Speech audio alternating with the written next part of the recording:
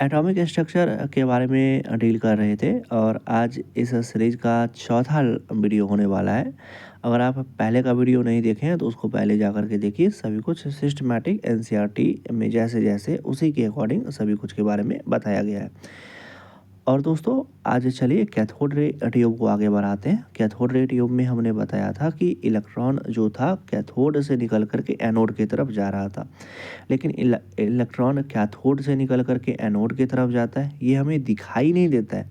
लेकिन इसको देखने के लिए क्या किया गया कि जैसे कि इलेक्ट्रॉन किसी सरफेस पर अगर पड़ता है तो वो क्या चीज़ होता है कि सरफेस थोड़ा ग्लो करता है, मतलब चमकने लगता है।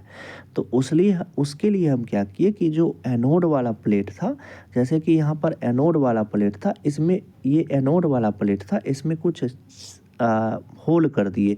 होल करने से हुआ क्या कि जो रे कैथोड से आ रहा था, वो क्या हुआ, एनोड पर जैसे ही गिरा तो एनोड के प्लेट में होल था, होल से निकल करके वो यहाँ पर आकर के स्ट्राइक कर गया। और इस सरफेस को हमने क्या किया हुआ था कि जेडएनएस से कोटिंग कर दिया हुआ था, मतलब जिंक सल्फाइड से कोटिंग कर गया था।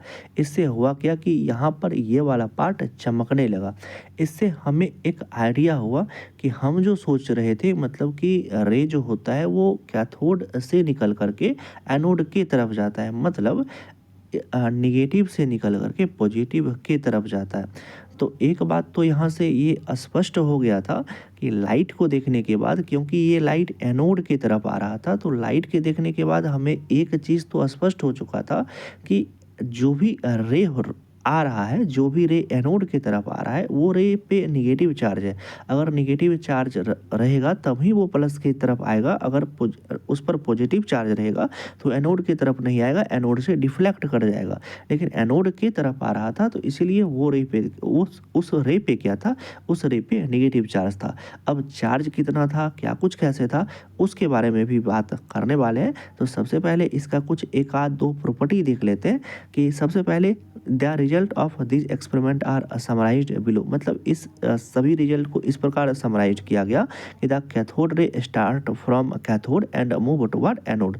तो ये चीज़ तो आप लोग अच्छे से समझ गए होंगे कि कैथोड रे जो था वो कैथोड से निकल करके एनोड की तरफ जा रहा था, इसलिए हमको एनोड वाला प्लेट जो था, जेडएनएस वाला जो जहाँ पर कोट किए हुए थे, वो चमक रहा था। तो चलिए दोस्तों, इसमें फर्स्ट पॉइंट ही डिस्कस करते हैं और आगे के वीडियो में फिर सेकेंड पार्ट में दूसरा भी चीज़ डिस्कस करने वाले हैं। वीडियो अच्छा लगा होगा तो लाइक दे